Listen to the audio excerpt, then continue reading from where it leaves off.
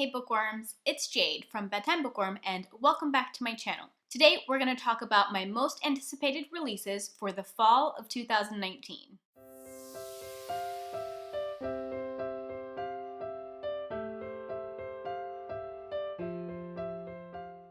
Today I'm drinking some coffee out of one of my favorite mugs that one of my best friends got for me. Can you see that? There we go. It says, "I like to party, and by party I mean read books." How true is that? I do one of these videos every season, and I limit myself to my top 15 picks.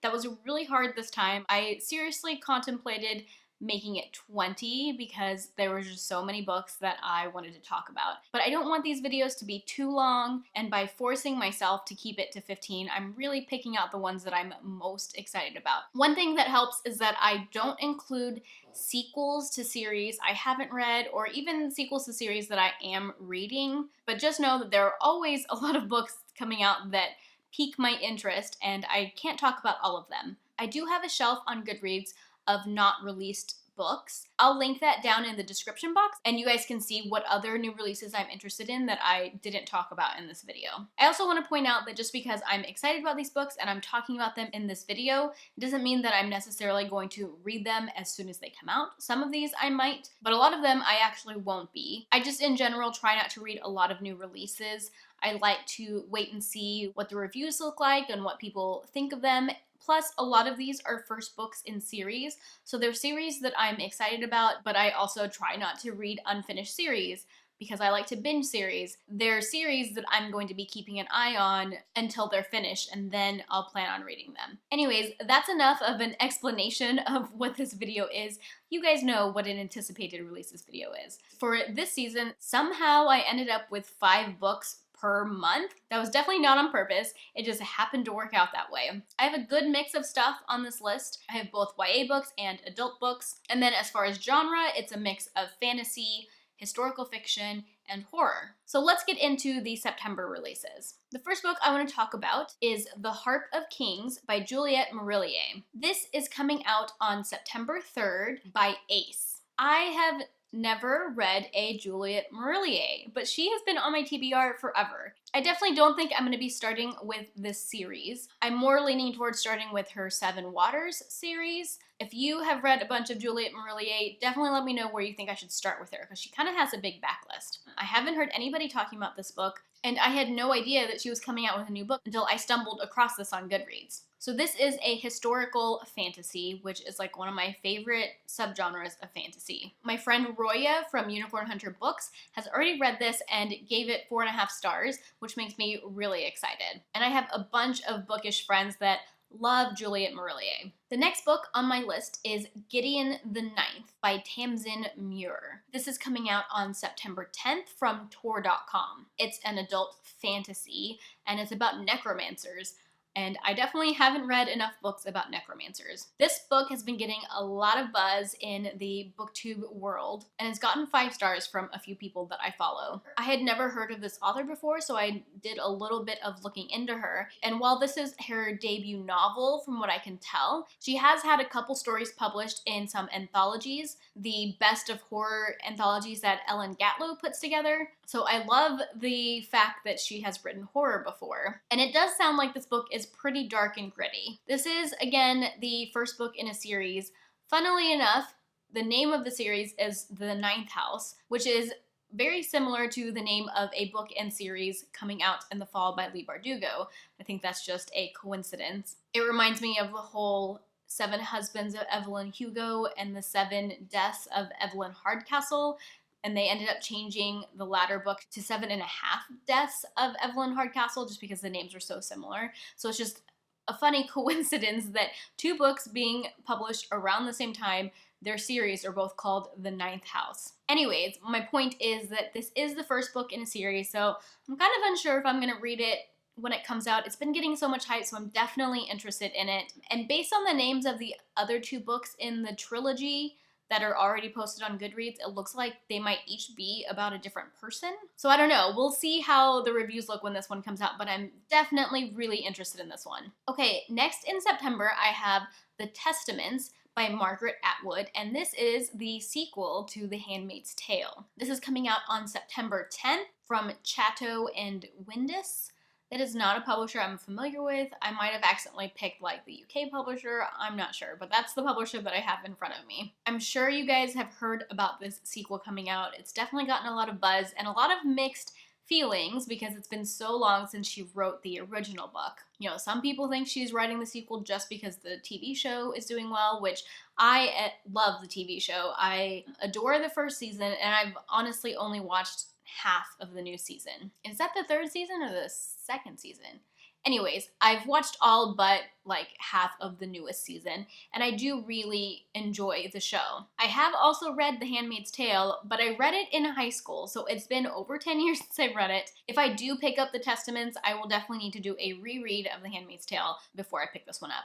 But I mostly just want to see how well it's received when it comes out because there is so much drama around the release of the book in the first place. I've been a little hit or miss with Margaret Atwood.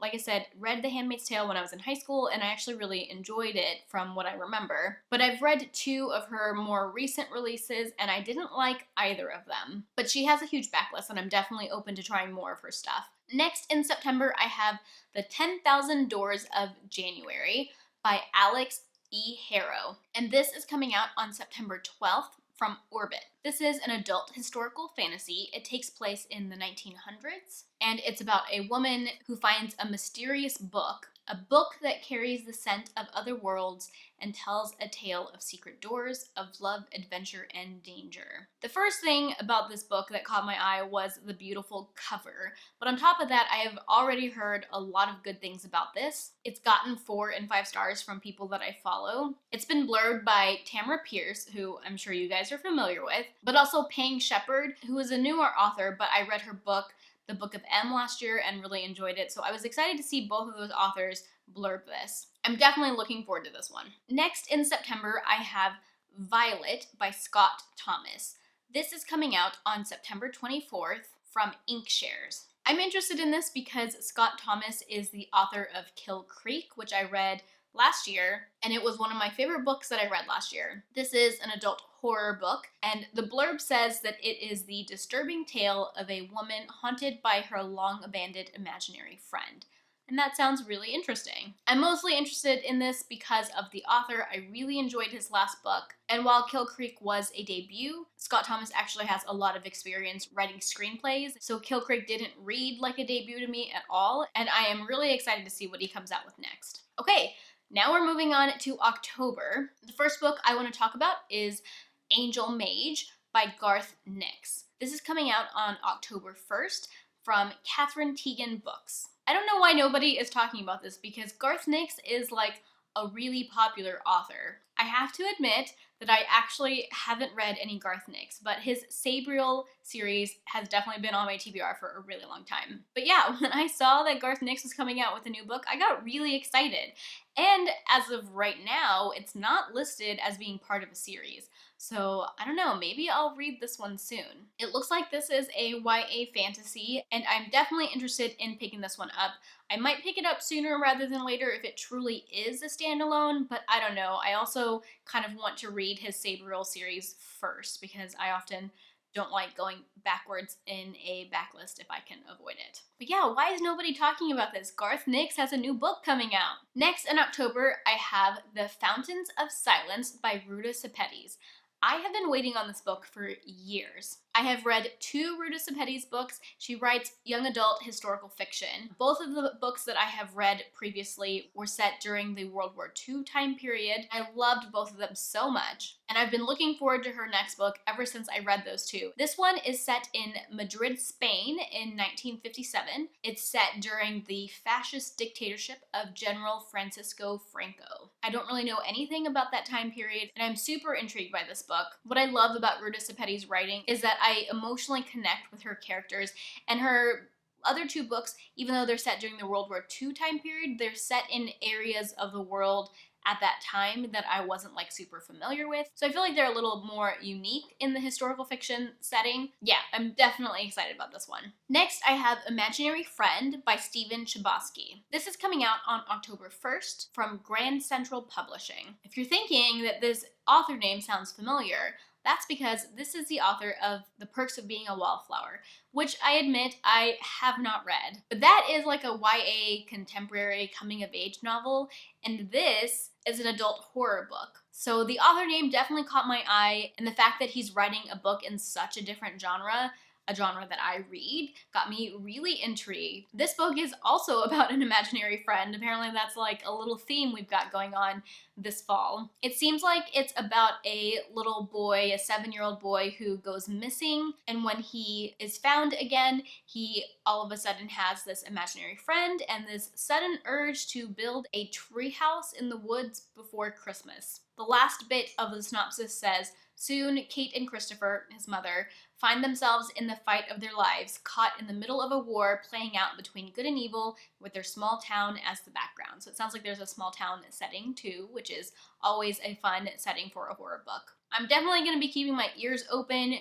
to any reviews about this book because I think it's really interesting that Stephen Chbosky is going from writing Perks of Being a Wallflower to writing an adult horror book, and I want to know what people think about it. Okay, next in October I have The Beautiful by Renee Audier. This is coming out on October 8th by G.P. Putnam's Sons Books for Young Readers. This is going to be a YA urban fantasy or paranormal fantasy. It's about vampires. A lot of people have been talking about this book and are excited that vampires are coming back to YA, and I have to admit, I am too. I'm an unapologetic fan of Twilight, or at least I was when I read it in my early 20s, and I've also read a couple other vampire books here and there, and I'm also a fan of a bunch of vampire TV shows. So this one is set in 1872 in New Orleans, which is definitely giving me some originals vibes. It is described to be a romantic series, and I'm a little unsure how I feel about that. I have read Renee Audier before. I read her Wrath in the Dawn series,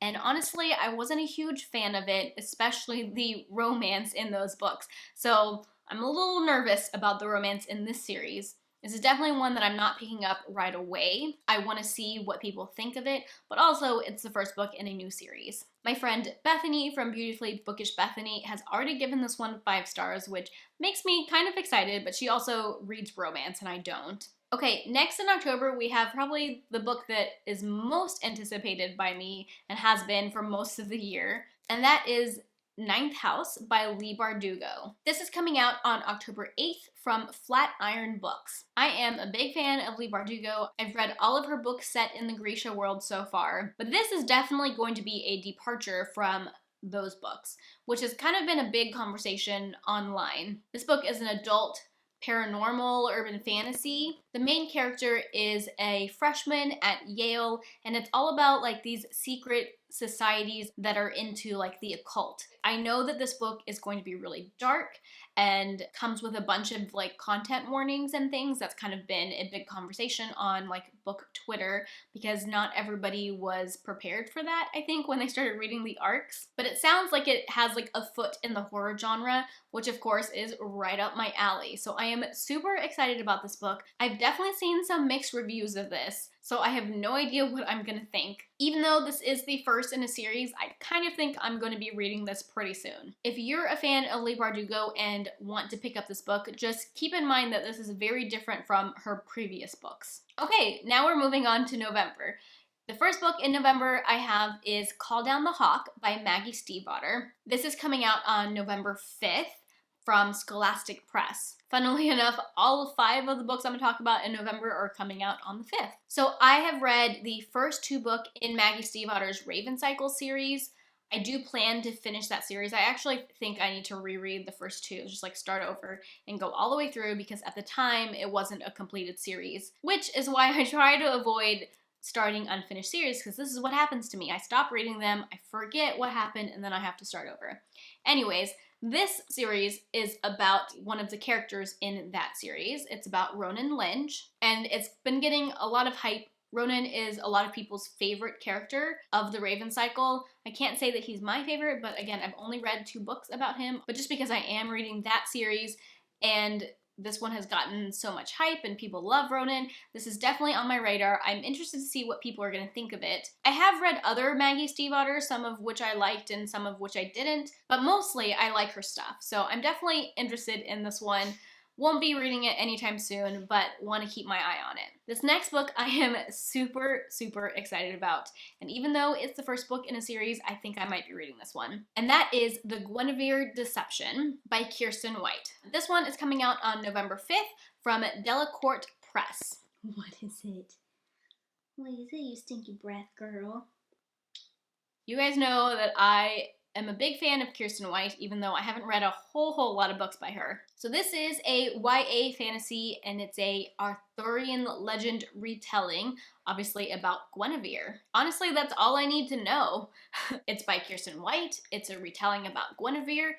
I'm sold. I'm so excited for this book. The next book I want to talk about is The Deep by Rivers Solomon. This is coming out on November 5th from Gallery/Saga Press. This one caught my eye because of the synopsis and because of the author. So Rivers Solomon is the author of An Unkindness of Ghosts, which I haven't read, but I've heard a lot about. That one is science fiction, I believe. This one is more fantasy, I think. It's set in our world, but there's like mermaid-like creatures. These mermaid-like creatures are descendants of pregnant African slave women that were thrown over by slave owners, which I think is a fascinating idea. Honestly, that's all I needed to know. Between that and knowing that this is the author of An Unkindness of Ghosts, which has gotten a lot of great reviews from people that I follow, I was immediately intrigued by this one. Next, in November, I have The Starless Sea by Erin Morgenstern. This is coming out on November 5th from Doubleday Books. I'm mainly interested in this because of the author.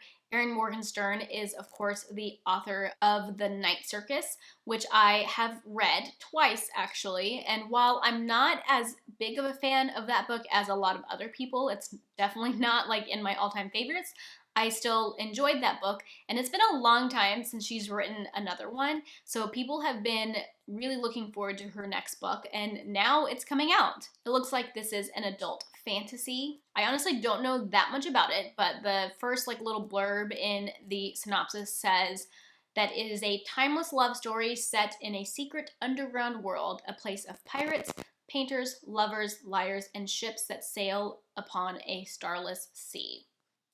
That sounds pretty intriguing. And then last but not least, I have Song of the Crimson Flower by Julie C. Dow. This is coming out on November 5th from Philomel Books. I think this is technically kind of a sequel. The series, they're companion books, and I don't think you have to read them in publication order. This author also wrote Forest of a Thousand Lanterns, which has been on my TBR for a really long time. A lot of people have really loved that book, and it's like sort of a villain story, and I'm very excited to read that one. And then the next one in this companion series is Kingdom of the Blazing Phoenix, which I also haven't read. They're all fairy tale retellings, which I love fairy tale retellings. I've just heard such good things about Forest of a Thousand Lanterns that I'm definitely interested in this one. I don't know if I'm going to read Forest of a Thousand Lanterns first or what order I'm going to do them in, but I will definitely be keeping an eye out for reviews on this book. Plus, look at this cover. It is gorgeous. Alright guys, those are my top 15 anticipated releases for the fall. There were so many more that I wanted to talk about. This list changed so many times. I kept adding and taking away books until I kind of had it honed down to these 15. I love doing these videos, but honestly, sometimes it just kind of makes me sad because there's just so many books that I feel like I'm never going to get to all the ones that I want to read. If you guys are excited about anything coming out in the fall that I didn't talk about in this video, feel free to recommend them to me down in the comment section. If you're excited about any of these books, let me know that too. I will have purchase links in the description box for those of you guys who are so interested in some of these that you want to pre-order them. If you like this video, be sure to give it a thumbs up and subscribe to my channel if you like bookish content. That is all I have for now. Thank you so much for watching, and until next time, bookworms, keep reading. Bye. But if I included those in this, but if I include, but yeah, when I saw this book, but yeah, when I saw that Garth. So yeah, but yeah, by G.P. Putnam's Sons, books for young read. Bye.